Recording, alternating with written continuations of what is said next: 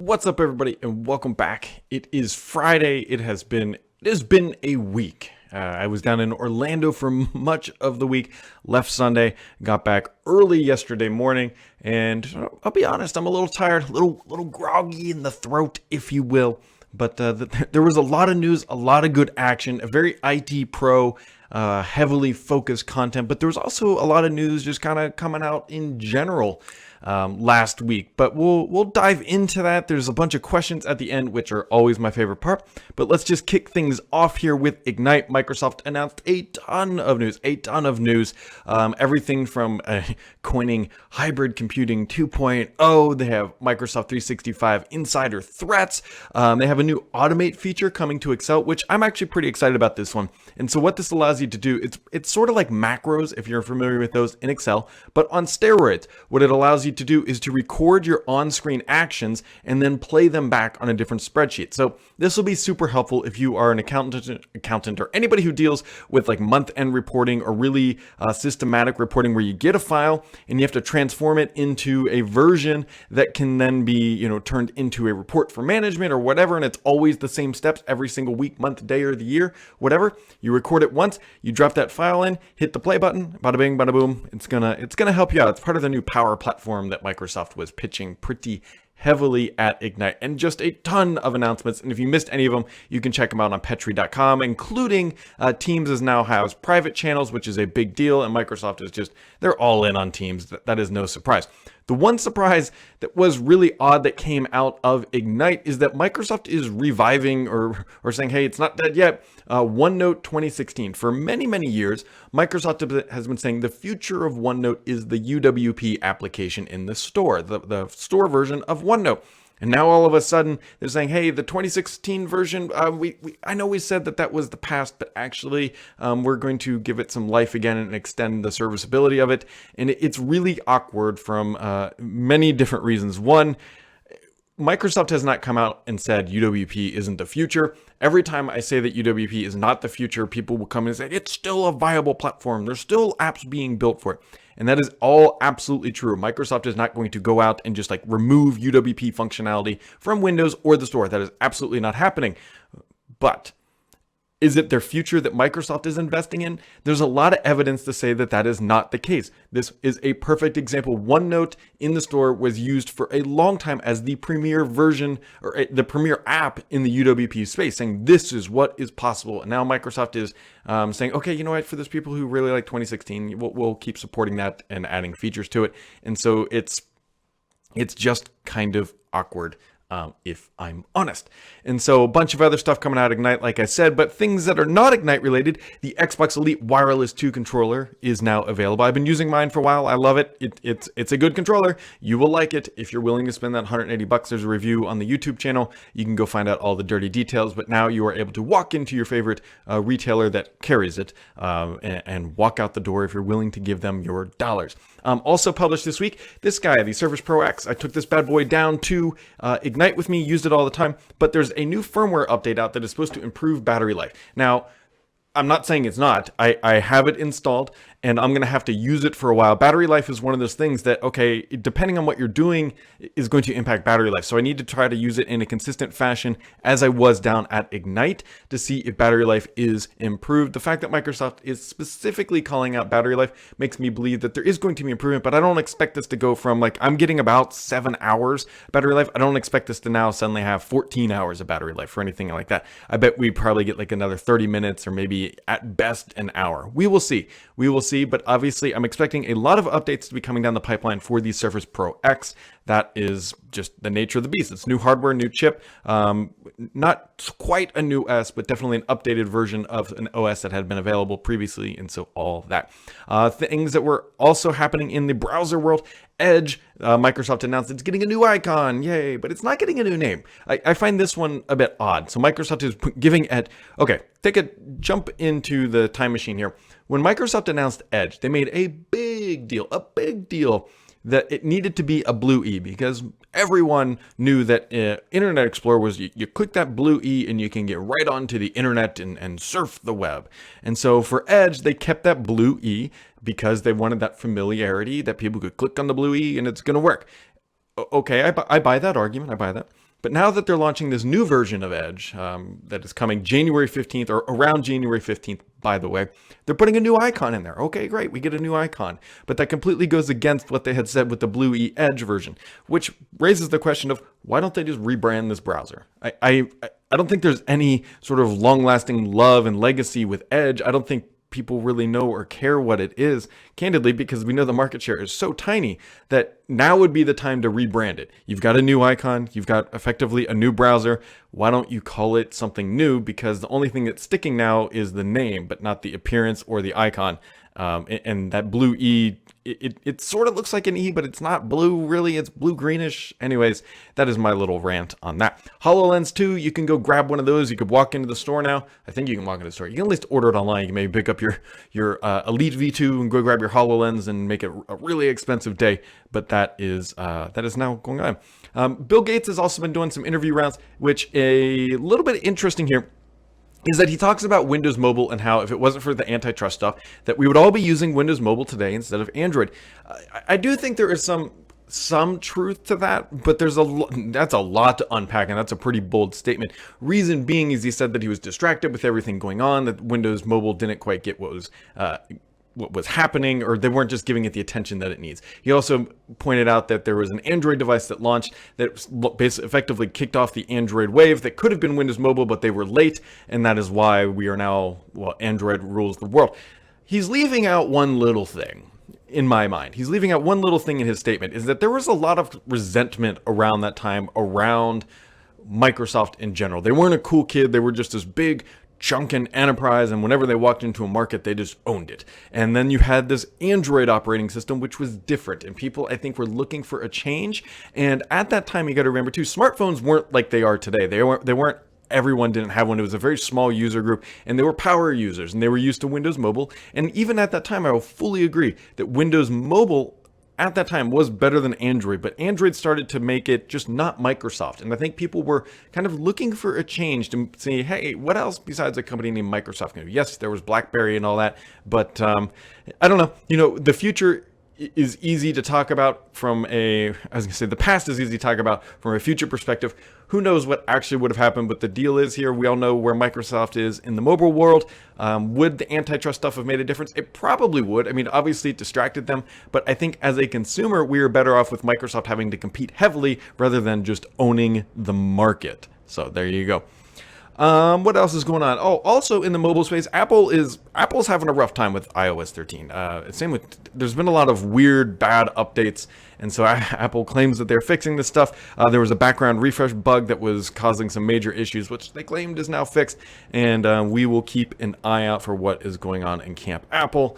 But they are not immune to shipping bad updates. Everybody does them. Everybody's had them. And one other thing to keep in mind for next week, Xbox XO November event, which is happening, I believe, in London, is happening next week. And so we will be on the lookout for what is happening there. I'll be curious to see if Microsoft has any announcements. I suspect that they'll do some like xCloud stuff, open it up to more people, and we'll see what else they got up their sleeve. All right. On to the questions, always my favorite part of the week because they keep me on my toes. Team 56 says, I found out that Microsoft has been compiling ARM64 versions of Edge Chromium for at least 3 months. That is correct. I think it's longer than that. I am using them on my Lenovo C630 powered Snapdragon 850. It's fast, it works. So why isn't, or rather can't, Microsoft officially release this for Canary or Dev channel? I don't know. I've noticed some other people who have their hands on it as well, and they all claim that it seems to work. There must be some sort of underlying maybe security issue or something that is holding them back. I don't have a great answer, but there is an ARM64 version of Edge that will eventually arrive on this guy right here. I believe it was actually supposed to be available by now, but as we all know, that is not the case. The one thing that has me concerned about this is that the emulation of Win32 apps on this device, I personally think it's pretty good. It's not perfect, but I'm using Chrome through emulation on here, and it works pretty well. And I really hope that they're not looking at this and saying, you know what, our emulation's really, really good. Why should we just ship a native app anyways? That's a bad thought, but I hope it doesn't happen. W. Baggerly says, was there any news or hearsay at Ignite about the timeline for the final release of Windows 10 19H2? Thanks for your hard work. Appreciate it. I believe that 19H2 is going to ship in December, because you got to remember they're now on the Azure release schedule, which is, I believe, a June and December release cadence rather than like a spring. I know it's technically December's fall, but I believe it might be in December. So BTR producer says, with the recent OneNote news this week, should I be telling my staff to stick with the Windows 10 app or move back to the older desktop application? It took a lot of convincing to get my team to move to the modern app 18 months ago, so I'm worried the switch might be too much unless it has a long-term near future. Unfortunately, we don't know the full story here. Microsoft, as they are traditional, didn't give us all the details other than, hey, we're just extending the life cycle of it. But they didn't quite, they're not telling the whole story, and this is what's frustrating, because this is an exact example. If you have staff using these apps, which one should you tell them to use? It's a great question. Personally, at this point, I'd tell them to keep using the UWP app, but it wouldn't suspect me if you're going to need to migrate here back to the classic one at some point in the future.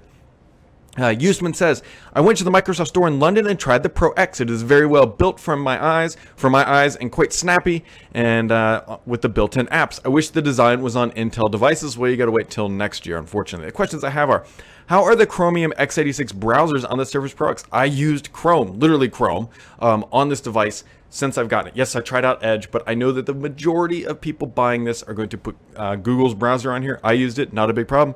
It's really not. Is it perfect? No, but it's not. It's not bad. Like, it is more than acceptable in my opinion.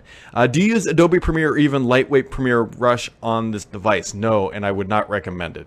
It would struggle. And I don't even know if Premiere Pro would run, because isn't that an Intel 64-bit? Intel/AMD 64-bit, before people correct me. An application, because if it is, it definitely will not work. Is this the Chromebook that Google couldn't build? I don't quite know if that's the case, because Google does build Chromebooks that have like i7s in them. This is just sort of a different take. It's a different take from Microsoft, and personally, I like it. Considering this Black Friday sale, a Surface Pro 7 $799 i5, 8 gigs with a type cover. Is it a difficult recommendation to make? No, I think that's a pretty fair price. $800 for a mid-range Surface Pro 7 with a type cover is not a bad deal. I think that is that's a good price. Now, once you get over $1,000 with the type cover not included, not so good of a deal. But $800 all in, that's a reasonable price in my opinion. Brad, do you think the movie and TV's apps will finally come to Android in support of Duo? No. We are so far away from Duo, at least about a year, that it's really, really hard to speculate at this point. Zim says, what are your opinions with the Pro X with an upgrade from a Pro 4 with a cracked screen? By the way, no meetup in Orlando this year, so sad. Okay, so a couple things here. If you are okay with the performance of the Pro 4, the Pro X is, I believe, actually better in performance. So keep that in mind, unless I'd have to double check that. But I think you would be okay. If you've been using a Pro 4 for that long and you're not running any heavy 64-bit apps, I think you'll be okay with the Pro X personally. And there was sort of a meetup. We did it Tuesday night at the Developer Advocate thing.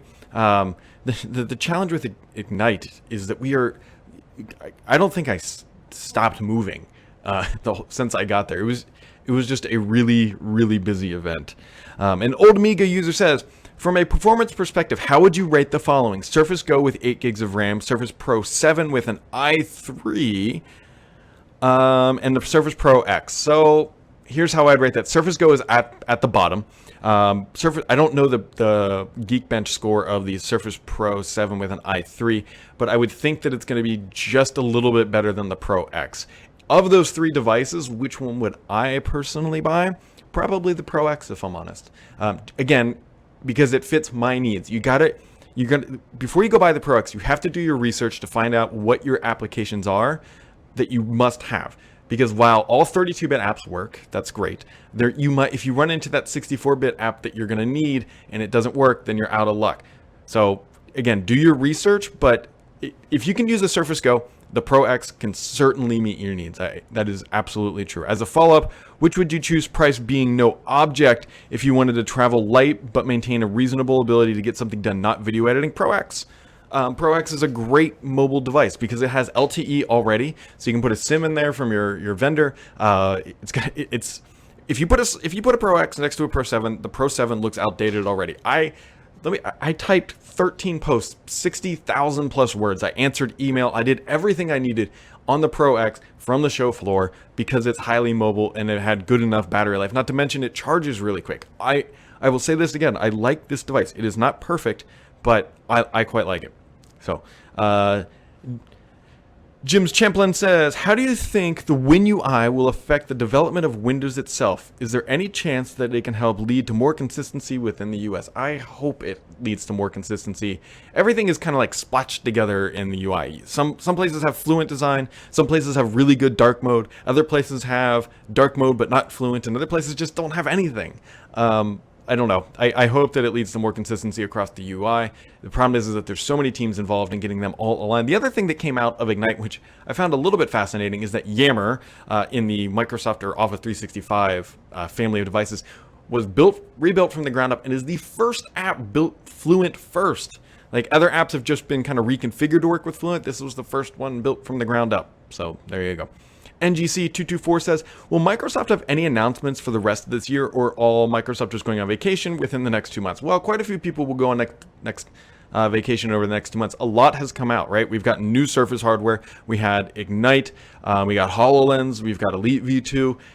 There's been a lot. Now, we're going to see a lot of sales and deals and offers. I don't think it's going to go completely void and absolutely nothing announced between now and the end of the year, but October and the first week of November are clearly like really high points with a ton of announcements. So I wouldn't expect them to go crazy here in the next couple weeks as we wind up the latter half of the quarter.